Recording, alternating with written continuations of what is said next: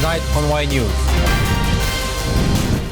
Government agencies prepare ahead of the long weekend holiday. President Rodrigo Duterte returns home from what he describes as a productive official visit to Japan.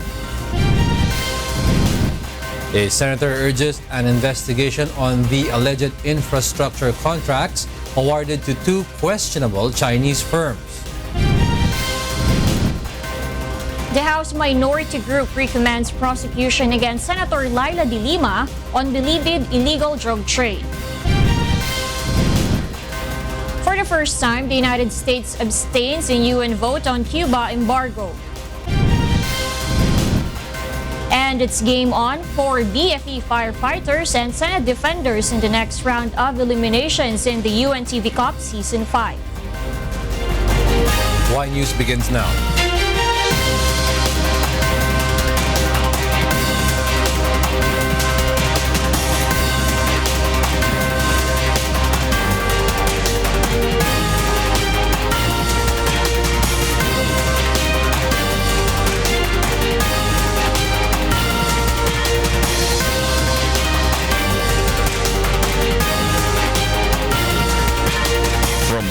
UNTV News and Rescue Command Center. This is Y News with Angelo Castro III and Darlene Basingan. Good evening. Several government agencies meet today following the launching of Oplan Ligtas Biyahe 2016. Aiko Miguel is at Manila to tell us why live. Yes, Aiko.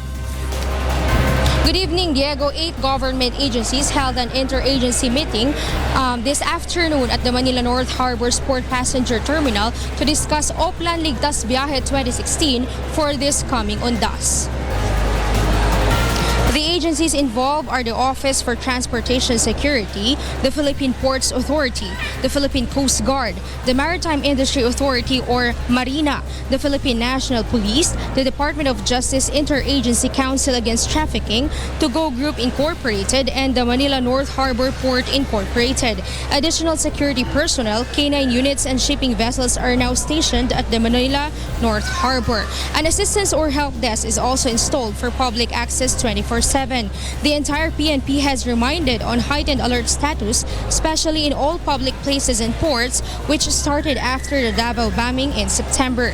And even if there is no threat, the PCG Auxiliary Group will ensure the security and safety of passengers. Meanwhile, all passengers are reminded to allow enough time to prepare for their trip to avoid any delay. Philippine Port Authority General Manager J.D. Santiago assures the passengers that port congestion will never happen again with the coordination of different stakeholders. After his inspection at the Manila North Harbor this morning, Santiago concluded that the port is well prepared for the influx of passengers. JEGO authorities advise the public to exercise utmost caution and secure personal belongings, especially in crowded places, for lawless elements are expected to take advantage of this time of the year. And that is the latest live here at the Manila North Harbor. Back to you, Diego. Thank you, Aiko Miguel, reporting live from Manila. The Manila International Airport Authority cautions travelers to keep an eye on their belongings amid passenger surge at the Ninoy Aquino International Airport or NAIA. Joan Nano will tell us why. During holidays, there is always the expected surge of people at the airport taking advantage of the long vacation.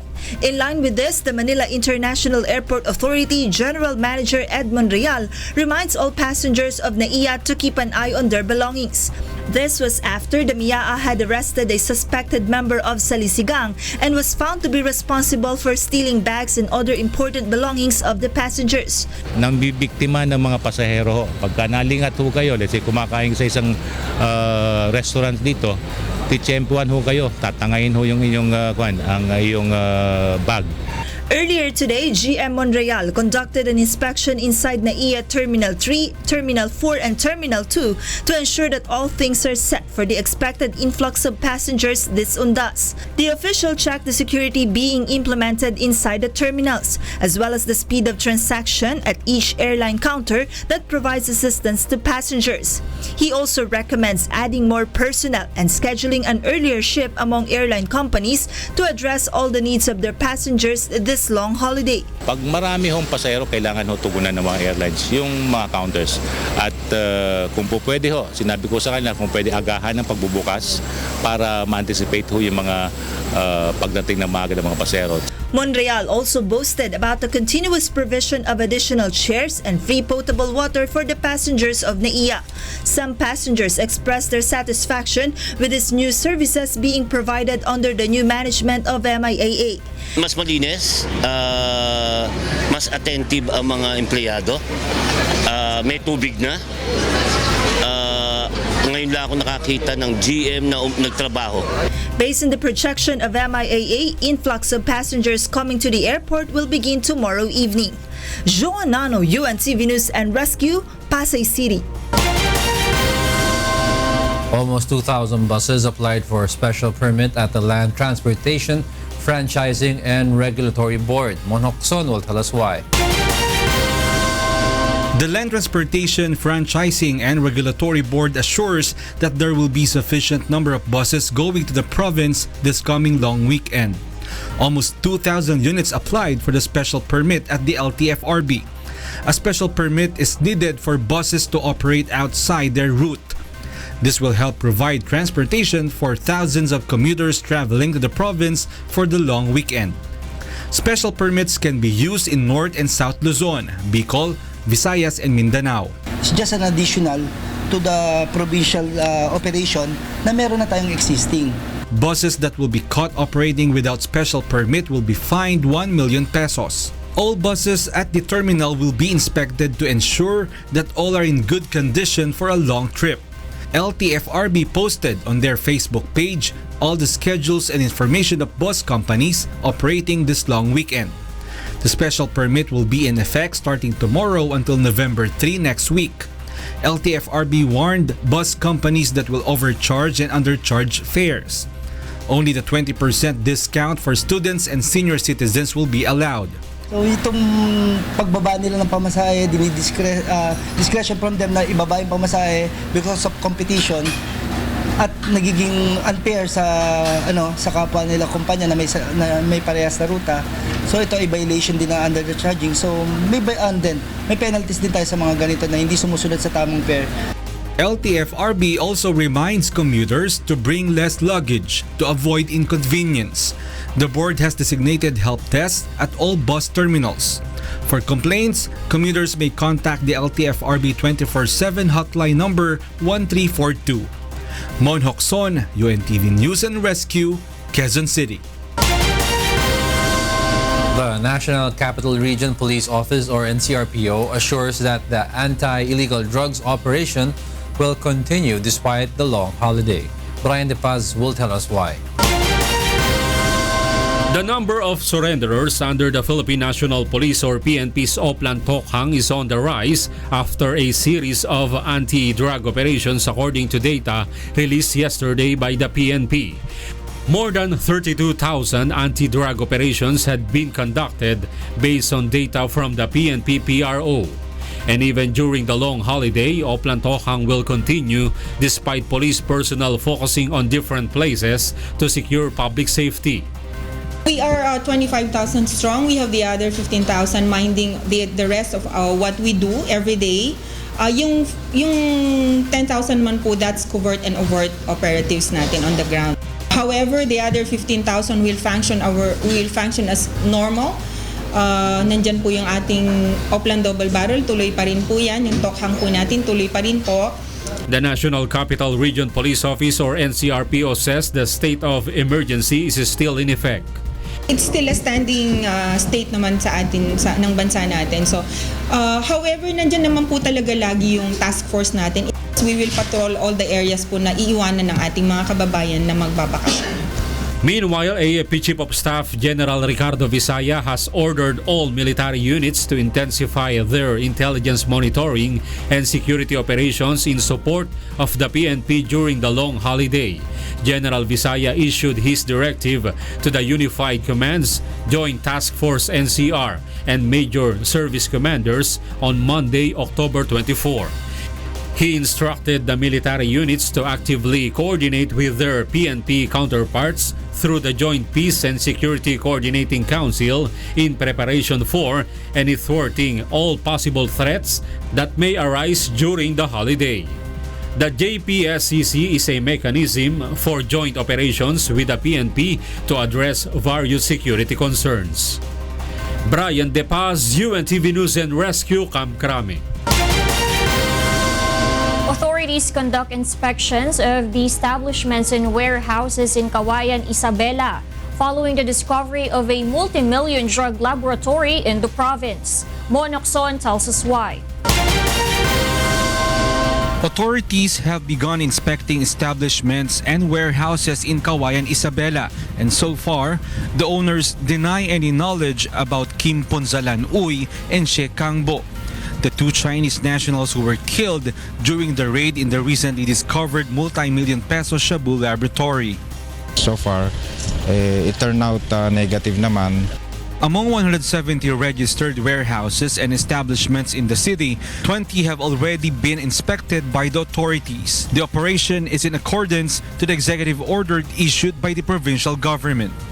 Na-execute na kagad ng executive order si Governor Boji D na ang mga Bureau of Fire together with the respective BPLOs of all LGUs sa entire province of Isabela ay pwede nang mag-inspect ng mga facility, whether it be building, commercial, residential, para sa ganun na mas magkaroon ng right pumasok yung kasama PDEA and PNP. Meanwhile, Mayor Bernard D. set a meeting with all the businessmen in Cauayan City to seek further cooperation in the said inspection. Mon Hocson, UNTV News and Rescue, Philippines. The DILG is considering to file cases against a group suspected of recruiting people for OIC positions in barangays. Grace Cassian tells us why. The Department of the Interior and Local Government is studying if National Interfaith Council of the Philippines or NICOPHIL is collecting money from people they are recruiting to be barangay OICs.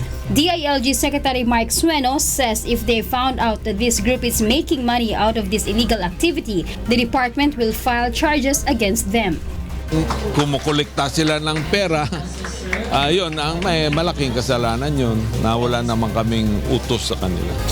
Based on the information gathered by the department, the said group has been using the DILG to encourage individuals to submit their resumes if they plan on running as punong barangays. Sueno says they are not replacing barangay captains as barangay and SK elections have been postponed.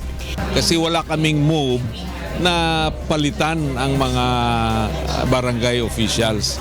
Hold over sila unless may kasalanan sila. If they have kasalanan, we will file charges against them. DILG urged public to report to the DILG and regional offices any information on groups that promise barangay posts.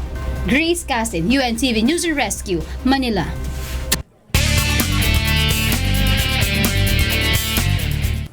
Let's take a look at the traffic situation now on some major roads in Metro Manila. Those traveling along EDSA can expect light to moderate flow of vehicles on both lanes of EDSA NEPA Q-Mart. On EDSA Guadalupe, the traffic is heavy on the lanes going to Shaw Boulevard and Ayala. On España Blooming Treat, the traffic is light on the lane going to UST, while on the lane going to Welcome Rotonda, the flow of vehicles is moderate. Meanwhile, in Letre Malabon, there is light flow of vehicles on the lanes going to Monumento and Navotas. Next in Y News. Government agencies prepare ahead of the long weekend holiday. President Rodrigo Duterte returns home from what he describes as productive official visit to Japan. And a senator seeks an investigation into the alleged infrastructure contracts awarded to two questionable Chinese firms. Y News will be right back.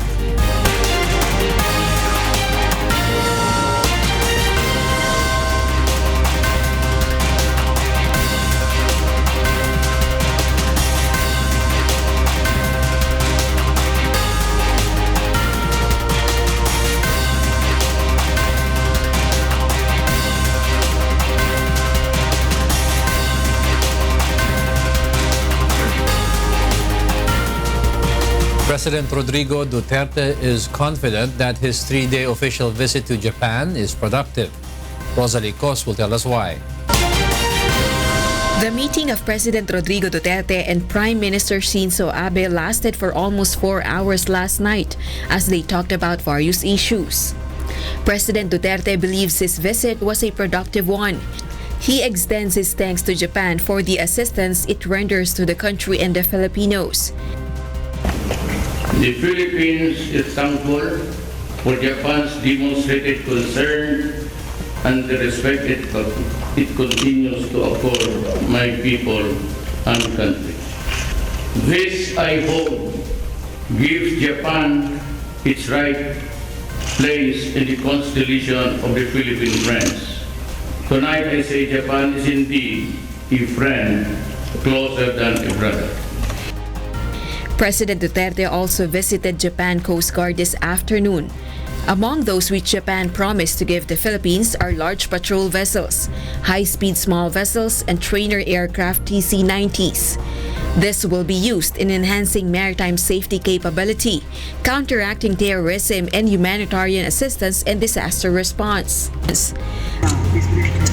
Japan is the number one donor in terms of assistance and help, including some of the vessels that we have been shown here, especially the light ones, the rubber boats, is for mobility.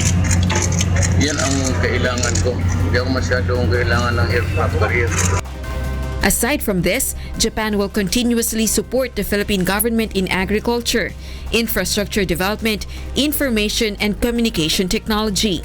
President Duterte is open to conducting joint patrols by the Japanese and Philippine Coast Guard in the West Philippine or South China Sea. The President is expected to arrive at the Davao International Airport at 11 this evening. Rosalie Cos, UNTV News and Rescue, Philippines.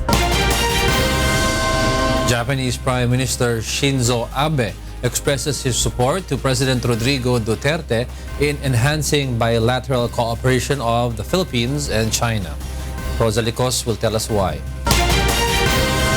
President Rodrigo Duterte and Japanese Prime Minister Shinzo Abe agree on achieving peaceful resolution of maritime disputes in the South China Sea. In a joint press conference in Japan, Prime Minister Abe says he welcomes the determination of President Duterte to enhance the bilateral cooperation between the Philippines and China. その上で日本としてはドゥテルテ大統領が中国を訪問され日中関係の改善と発展に尽力されていることを歓迎いたします。President Duterte on his part gives assurance to the Prime Minister that the Philippines will remain a loyal and true partner of Japan. He also explains to the Japanese official his intentions in talking to President Xi Jinping recently. And I would like to assure you, as I said, there were no military alliances, no nothing in the pursuit of trade and commerce. The Japanese Prime Minister believes the visit of President Duterte is very meaningful in enhancing the bilateral cooperation of the Philippines and Japan. 日本とフィリピンは互いに自由民主主義、法の支配といった基本的価値を共有する大切なパートナーです。本日の会談ではその上に立ってドゥテルテ大統領と非常に有意義な意見交換を行い、両国の協力関係を今まで以上に高いレベルへと引き上げることで一致しました。主な成果は次の通りであります。Rosalie Cos, UNTV News and Rescue, Philippines. The military exercises between the U.S. and the Philippines still hang in the balance. Aga Kaakbay will tell us why. President Rodrigo Duterte stated yesterday at the Philippine-Japan Business Forum that in the next 2 years he would seek the removal of all foreign military troops out of the Philippines. He also plans to abrogate executive agreements on the military alliance between the Philippines and the U.S., such as the Enhanced Defense Cooperative Agreement or EDCA. I want them out. And if I have to revise or abrogate agreements, executive agreements, I will. This will be the last maneuver, war games between the United States and the Philippines military. But the U.S. government has not heard or received any formality yet from the Philippine government. What I can tell you is that we have received no formal communication from the government in the Philippines expressing a desire to make specific changes in the nature of our relationship or our alliance. The Philippines and the U.S. conduct shoulder-to-shoulder military exercises every year. The two governments are supposed to meet this week regarding the matter, but the scheduled meeting was moved to November. The U.S. government admits that the statement of President Duterte has indeed caused drift and instability in the true state of the Philippines and U.S. relations. Well, I think what is true is that the string of counterproductive rhetoric that you're referring to has injected some unnecessary uncertainty in the relationship between the United States and the Philippines. Despite this, Ernest says the statements of President Duterte do not reflect the deep cultural ties of the two countries.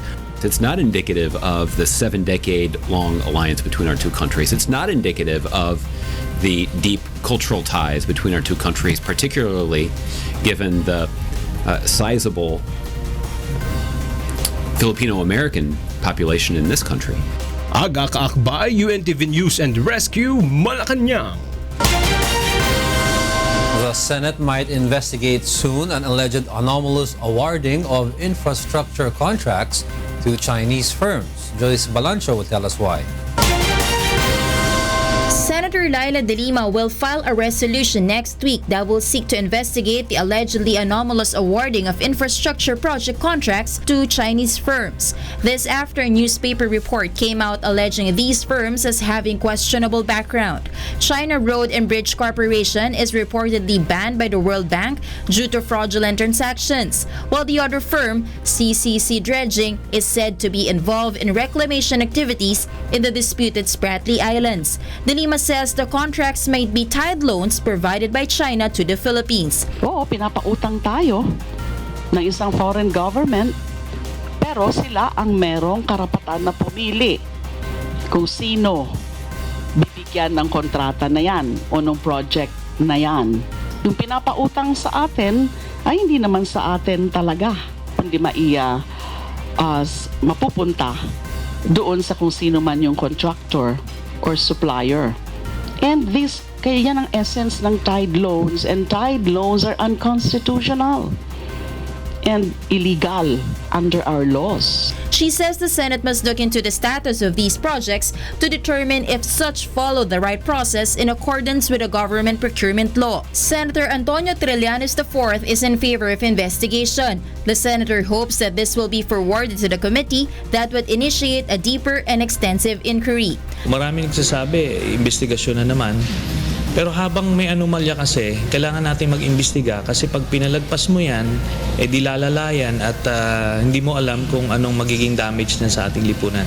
Bayan Muna meanwhile says what happened before in the NBN-ZTE deal and the MRT-LRT contracts should not happen again. It can be noted that the said contracts were postponed after having been found out that they have violated the procurement process. In a statement, the Basis Conversion and Development Authority or BCDA that holds the project says the contracts have yet to be awarded to the Chinese firms because feasibility studies are still being conducted in accordance with the Memorandum of Agreement. The BCDA also guarantees that they will follow the right bidding process of the projects. Joyce Balancio, UNTV News and Rescue, Pasay City. The House Minority Group led by Congressman Danilo Suarez releases their dissenting opinion, or dissenting report rather, emphasizing the prosecution against Senator Leila de Lima on her alleged involvement in the illegal drug trade at the National Penitentiary. Nel Maribuhok will tell us why.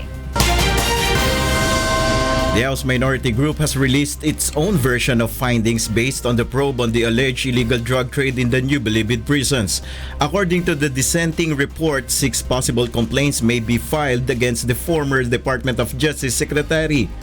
These include violations under Republic Act No. 9165 or the Comprehensive Dangerous Drugs Act of 2002, with imprisonment of 20 years if proven as protector of illegal drugs, direct and indirect bribery, and violation under Republic Act 6713 or Code of Conduct and Ethical Standards for Public Officials and Employees. House Minority Leader Congressman Danilo Suarez says recommending prosecution after House inquiries is nothing new.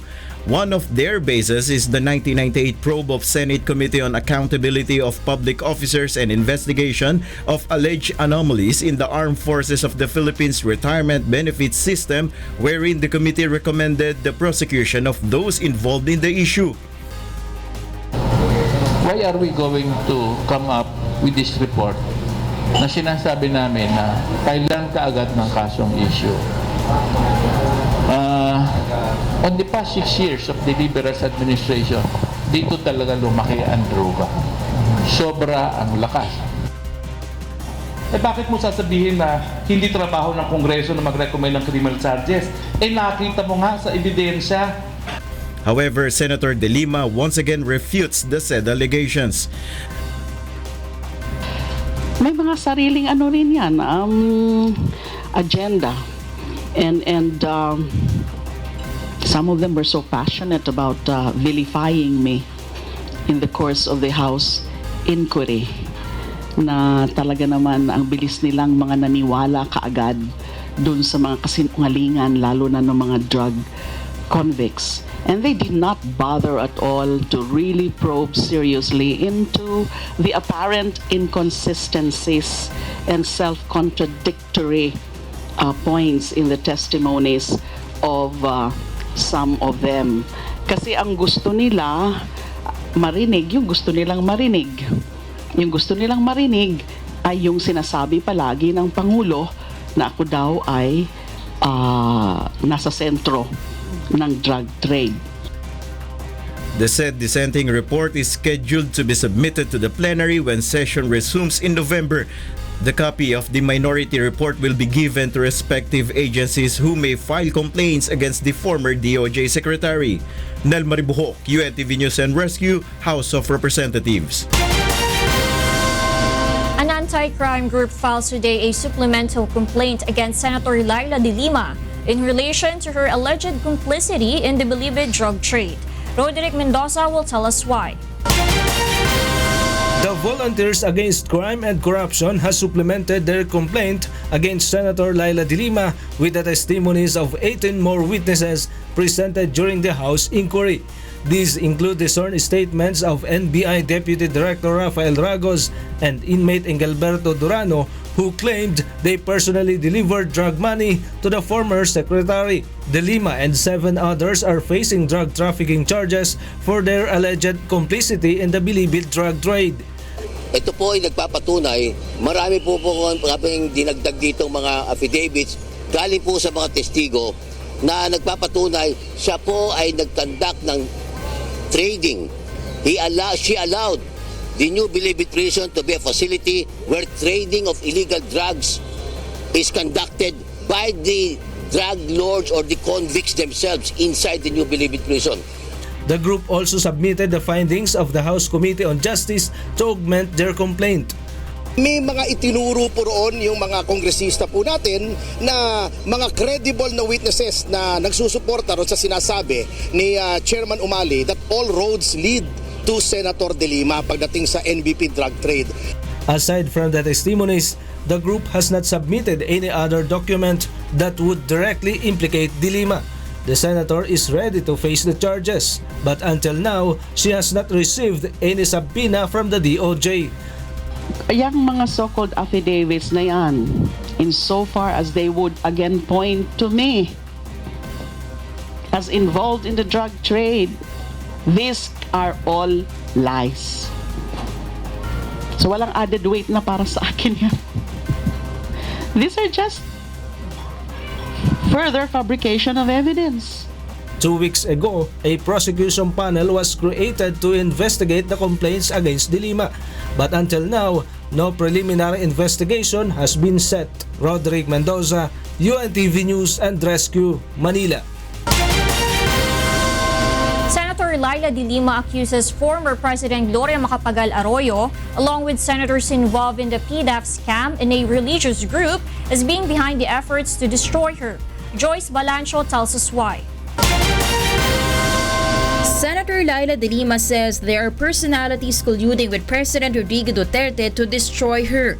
She alleges these personalities were involved in the inquiry held at the House of Representatives and in the complaint filed against her in relation to her alleged involvement in the illegal drug trade inside the New Bilibid prison. The senator says some of those trying to pin her down are revenging after she found them involved in anomalies during her term as a Justice Secretary. Dahil nga magkakakampi na sila ngayon. May mga political alliances sila. GMA forces. And then yung mga PDAF senators. Alam ko meron silang mga tao na mga inuutusan dyan to also make my life difficult. Sino ba yung mga nag-briefing doon sa mga convicts na mga nag-testify against me? Sino ba yung mga nagre-represent sa kanila? May abogado dyan na alam ko, dating abogado ng dating Pangulo and even for the powerful religious bloc. Alam nyo naman po siguro kung ano yung religious bloc na nagalit din sa akin noon. The senator says she formed a legal team that would help her immediately file charges against those who defamed her. That one is settled already. Yung mga kaso na ipa-file kasama ang Pangulo. Because it's on top of all this. Kagagawa niya to lahat. Despite the several complaints filed against her in connection with her alleged violation of the Dangerous Drugs Act, De Lima has yet to receive a subpoena or a copy of the charges she is facing. Amid all the controversies, the senator says she is ready to face the charges and that she is confident that these cases lack basis. Joyce Balancho, UNTV News and Rescue, Senate of the Philippines. Senator Antonio Trillanes IV has disclosed that he tested negative to all forms of illegal drugs. This was after he accepted the challenge of Davao City Vice Mayor Paulo Duterte for all the senators to undergo drug tests, following the local executive's allegation that one senator is using illegal drugs. The senator has previously dared Duterte to also undergo the same test to disprove allegations that he is also into using illegal drugs. We just informed the public that na negative yung resulta sa akin. So kung sino man yung tinutukoy ni Vice Mayor Duterte, ay hindi ako yun. Coming up,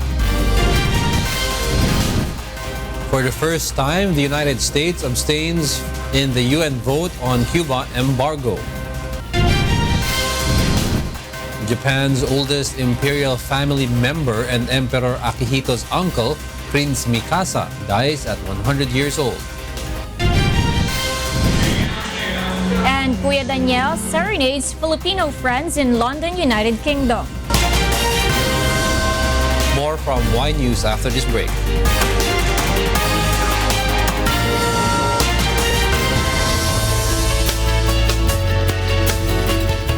The intertropical convergence zone is affecting most parts of the country. Based on the forecast of the Philippine Atmospheric, Geophysical and Astronomical Services Administration or PAGASA, Palawan, Bicol, Visayas, and Mindanao will experience cloudy skies with light to moderate rains. Isolated showers and thunderstorms will prevail over Metro Manila and the rest of the country.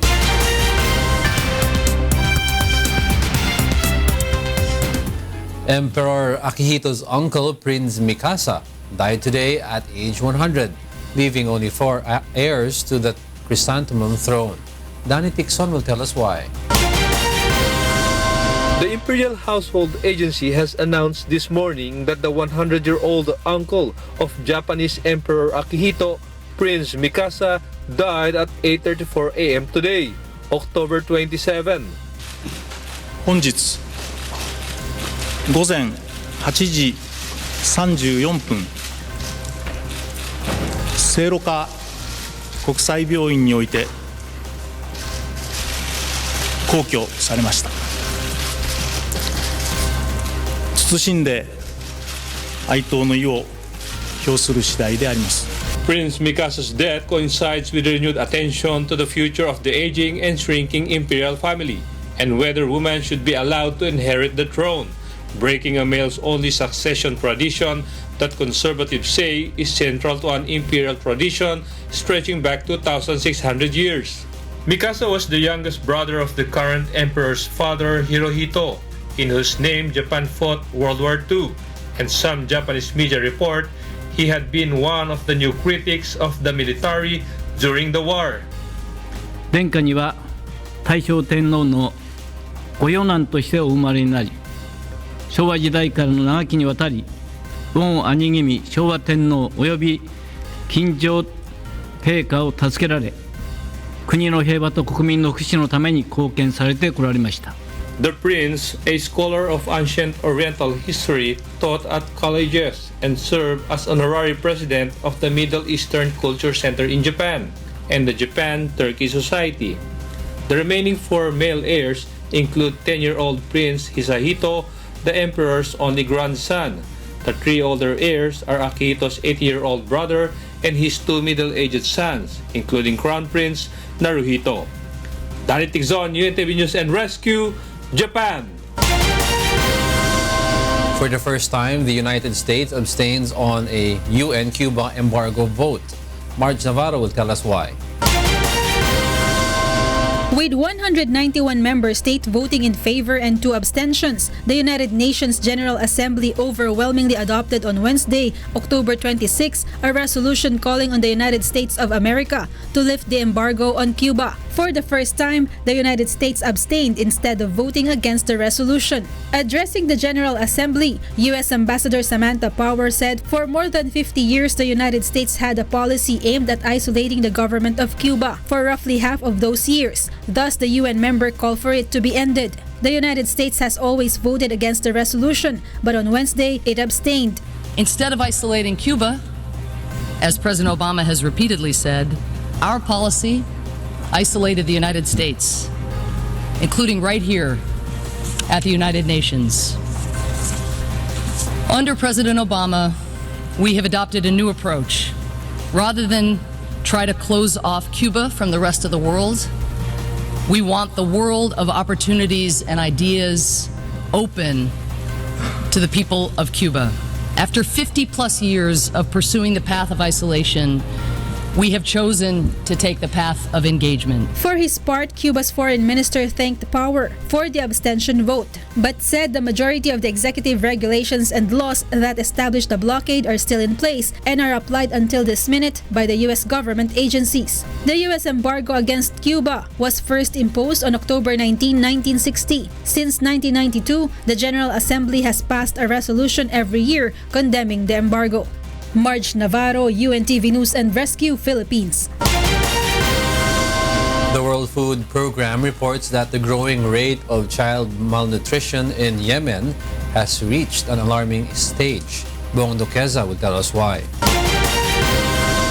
The World Food Program expresses concern about the deteriorating food security and growing rates of child malnutrition in the hard-to-reach areas of Yemen. A WFP team which recently visited impoverished neighborhoods in the Hadja and Hadida governorates said people struggle daily to secure their food needs. WFP says Yemen had one of the highest rates of malnutrition in the world even before the latest conflict, and that almost half of the children countrywide are irreversibly stunted. The agency said the economic impact of the conflict was a catastrophe for Yemen, already the poorest country in the Middle East. Millions of public sector employees no longer receive their salaries and struggle to make ends meet. Even before the conflict escalated and imports declined dramatically, Yemen imported some 90% of its food needs. Farmers have also been heavily affected. قدو للحس كده احنا نشتري بعده والطرح صاروخ وحراقهم من المرة هذا كجد ما كبير هذا.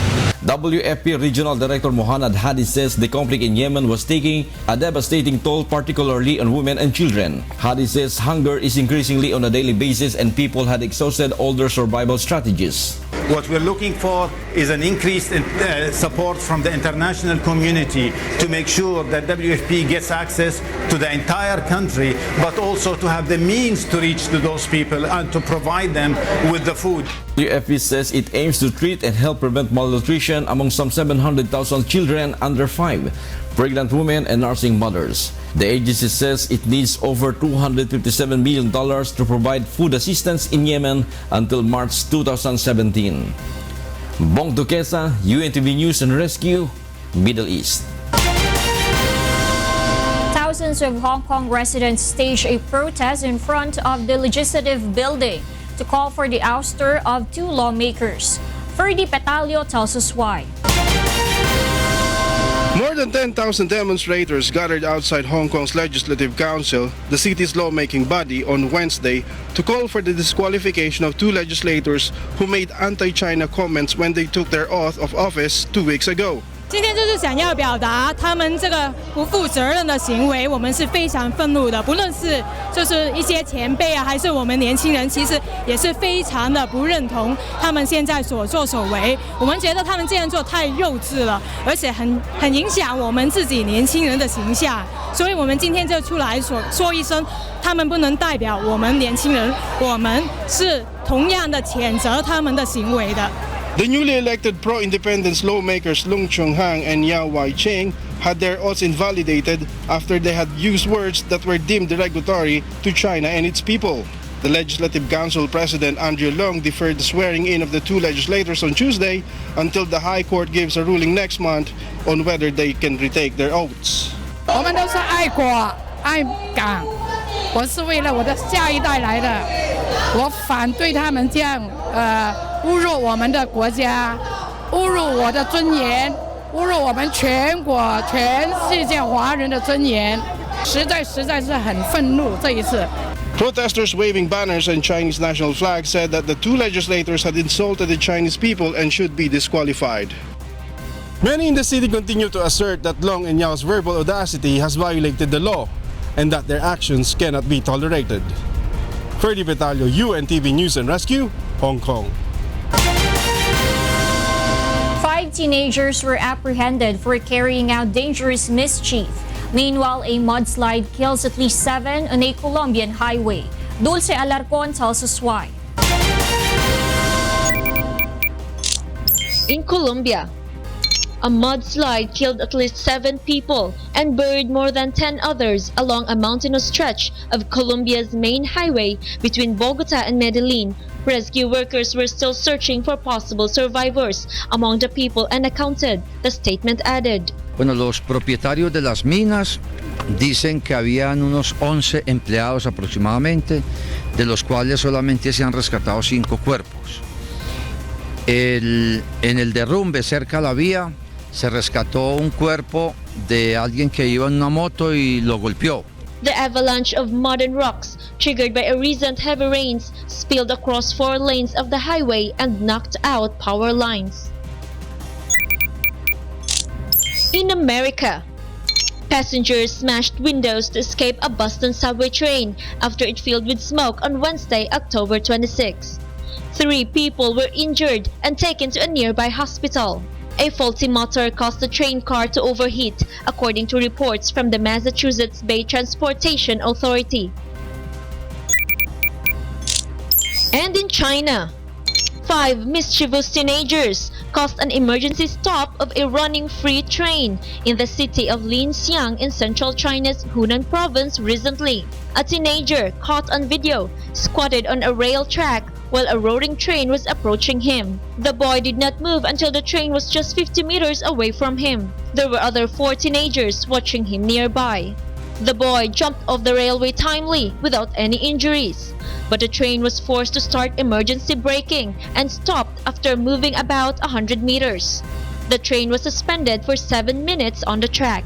The teenagers, who were in the 2nd grade of a middle school, told police officers that they were engaged in a contest to see who was the bravest one, using the approaching train to test their nerve. The police ordered the 5 teenagers' parents to control them with stricter discipline. Dulce Alarcon, UNTV News and Rescue, Changchun, China. A new study suggests that tiny pollution particles produced by vehicle engines and industry might also lead to cardiovascular diseases. Researchers found that exposure to fine pollution particles known as PM2.5 leads healthy young adults with no signs of heart disease to inflammation-causing changes in immune cells. The team collected blood samples from 3 groups of 24 young and healthy non-smoking adults for over 3 periods between December 2014 and April 2015 to see whether and how the particles directly affect the cardiovascular system. The study concludes that fine particle pollution does not merely aggravate existing heart problems, but may also play a part in initiating them.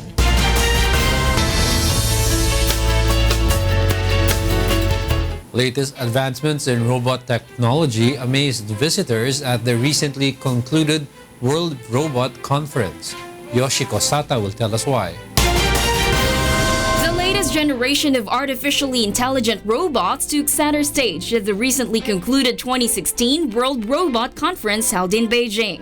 The high-tech breed of robots drew the most attention at the conference, including the Xiao 1, which has the ability to analyze human languages and big data and can assemble the functions of a human brain.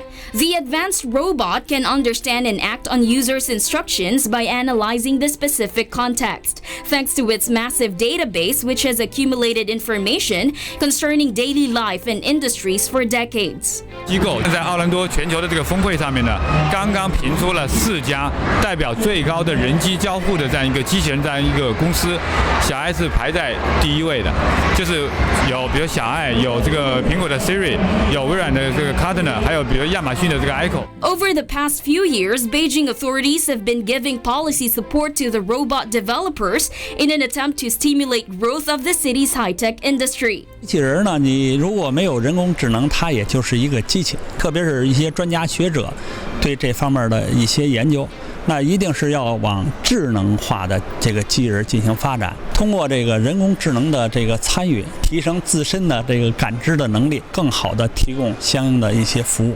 The 5-day 2016 World Robot Conference wrapped up on Tuesday after dazzling visitors with the very latest advancements in robot technology.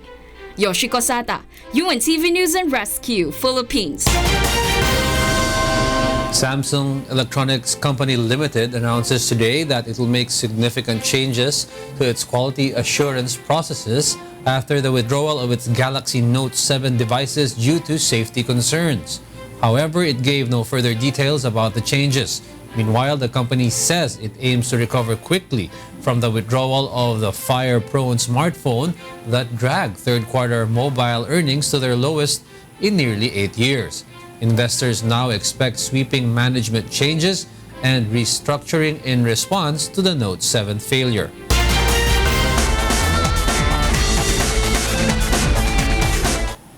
Two teenagers are seen with potential of being world champions in billiards in the recently concluded J&P Pool Cup. Yoshiko Sata will tell us why. Two teenage players were seen with potential of being champions in the recently concluded J&P 10-Ball Cup 2016 in AMF Puyat Super Bowl Center in Makati City. They are Elijah De Mesa and Vicoy Trinidad, both 11 years old. Sobrang thank you po. Lagi po nagpo-practice, tsaka po tinuturuan po ako lagi ni tatay. Nahirapan po kasi po, hindi ko po abot yung mesa eh. Aristeo Puchpuyat, Jesse Cambosa, and World Pool Champ Francisco Django Bustamante will focus on harnessing the skills of the next Filipino champions in the field of billiards. Alam mo, marami yung mga batang sumasali na nakita ko. Malay mo, balang araw, gumaya sa amin yung mga yan. Kaya kahit papano, yung bilyar dito sa atin, di nawawala. They believe that it would be a big advantage if the talents of the next world champions would be harnessed while they are still young. Kami dun sa Association ng Billiards, humahanap kami ng mga talent na pwede nating i-compete sa abroad. Etong dalawang ito nakita namin, i-recommenda ko na makuha sila sa training pool. Meanwhile, a professional doctor is this year's 10-ball cup champion. Bihira ang amateur event na ginagawa sa Pilipinas na ito talaga yung pangarap ko na magkaroon ng mga organized amateur events na medyo maganda ang premyo, maganda ang venue. UNTV and Wish 107.5 support the said tournament by being one of their media partners. Yoshiko Sata, UNTV News and Rescue, Philippines. More victories are celebrated by female tennisers at the WTA finals. Meanwhile, another investigative report on doping among international athletes will be revealed soon. Aaron Romero tells us why. The World Anti-Doping Agency, or WADA, says a second Richard McLaren report will be released in early December this year. The original McLaren report released in July was one of two commissioned by WADA over the last year, which revealed rampant state-sponsored doping in Russian sport. WADA did not say what the McLaren investigation report Part 2 would focus on, but some reports suggest the Canadian lawyer could provide the doping agency with a future roadmap against doping. Meanwhile, the Court of Arbitration for Sport, or CAS, upholds Kenyan marathon runner Rita Jeptu's suspension for doping. Jeptu anti-doping sample was found in 2014 to contain recombinant EPO, according to a statement by the tribunal. A 2-year suspension imposed by Athletics Kenya has been increased by CAS to 4 years, running from October 30, 2014. The IAAF had petitioned for the 2-year suspension to be increased. And in tennis, Russian Svetlana Kuznetsova clinches her second victory in a row after toppling Karolina Pliskova 3-6, 6-2, 7-6 in a white group encounter at the WTA Finals to advance to the semifinals. In the second pool match, Agnieszka Radwanska of Poland claims her title defense back on track with a 7-6, 6-3 victory over French Open champion Garbine Muguruza. Aaron Romero, UNTV News and Rescue, New York.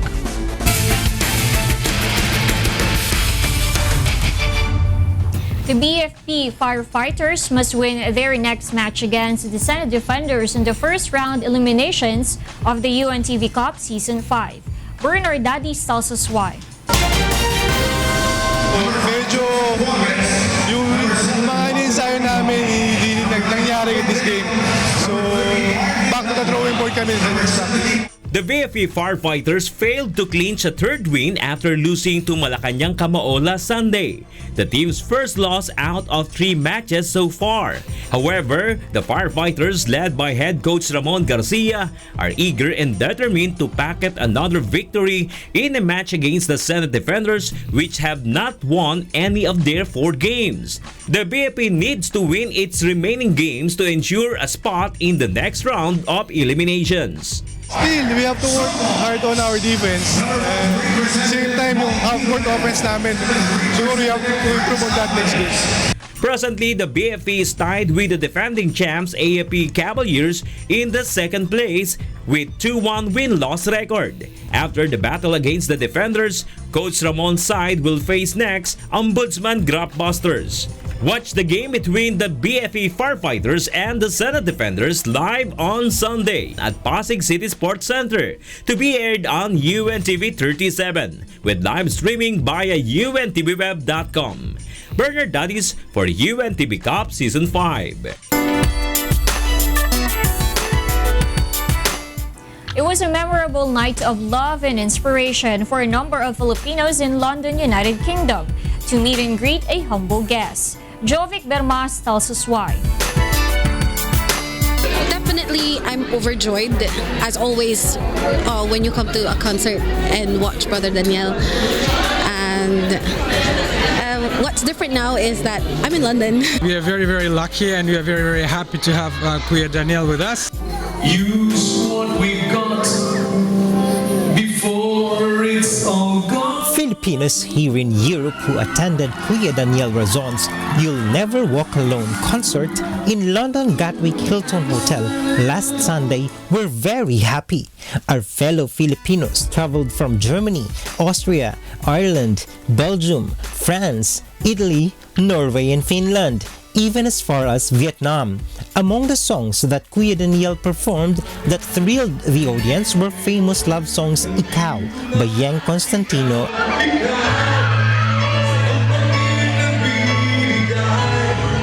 and Meghan Trainor's Like I'm Gonna Lose You. Parang binuksan ni Brad Daniel yung puso namin na hindi mo lang sila mahal kasi pamilya mo sila. Treat them as it is their last day. Talagang you love them with all your heart. Tsaka this is the best experience. Leaving a mark on the audience was Kuya Daniel's message.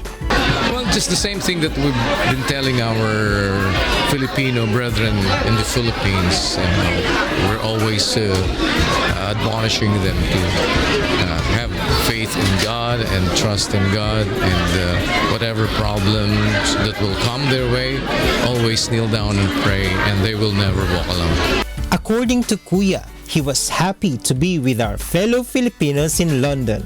Oh, we're very happy to see all our Filipino brethren here in London, and with God's help, it was a very successful one, and we're looking forward to seeing these people again.